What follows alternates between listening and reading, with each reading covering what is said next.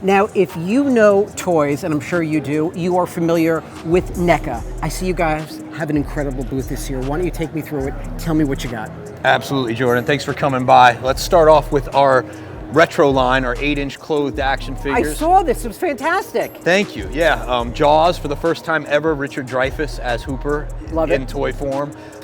Going back to the rock and roll stuff, which we haven't done for a number of years. We've had AC/DC, Angus Young, and Bon Scott. Yep.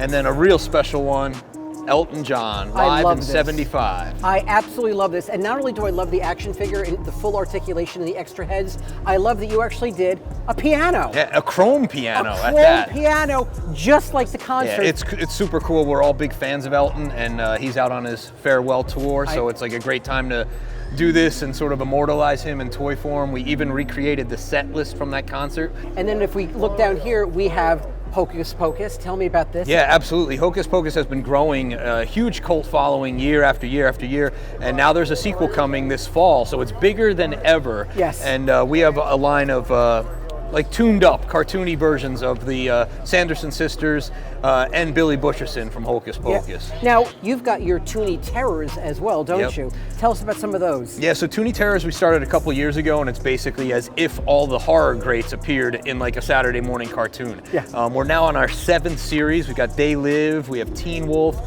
Killer Clowns from Outer Space. Incredible. As well as Halloween 3 and American Werewolf in London, as if they jumped out of a Scooby-Doo cartoon. The next booth is actually what caught my eye as I walked into the convention center. Randy, tell me about all the goodness sitting in front of me. There is a lot, and this is a huge nostalgia play, but some of the greatest brands that we all grew up with. Yeah.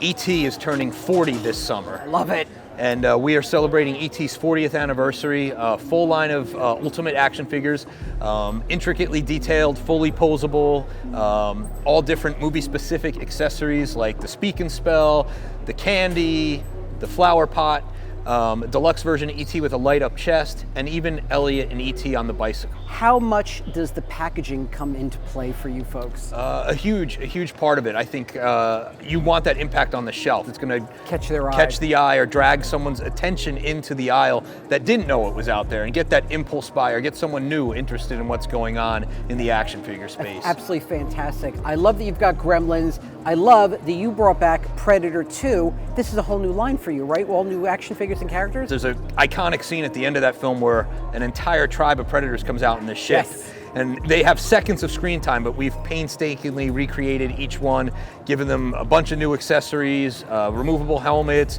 extra heads, and brand new illustrated packaging, like the heyday of the 80s when all toys had illustrated art, and it looks amazing. We're talking about the 80s. We're talking about vintage toys. We're talking about retro goodness that we all grew up with. That's what brings me back to this next case.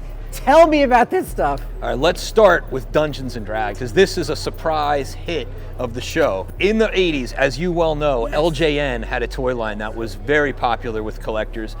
There was a third series that never saw production. It was in Toy Fair, it was in catalogs, it was even in some of the LJN promotional material. No one could find them because they didn't make them. Never came out. The line died too soon. Yep. We've gone to great lengths to recreate that lost wave of figures from 1984, and they are here at San Diego Comic-Con. So in addition to doing the retro play with the Lost Wave, we are doing ultimate, super detailed, modern, articulated action figures, 30 plus points of articulation, and all the paint applications and detail that we're known for in this format. So we have Warduke and Grimsword, and they are hitting this fall, probably in September at retail. Okay. And then early next year is Wave 2, and that is Strongheart the Knight and Zarek.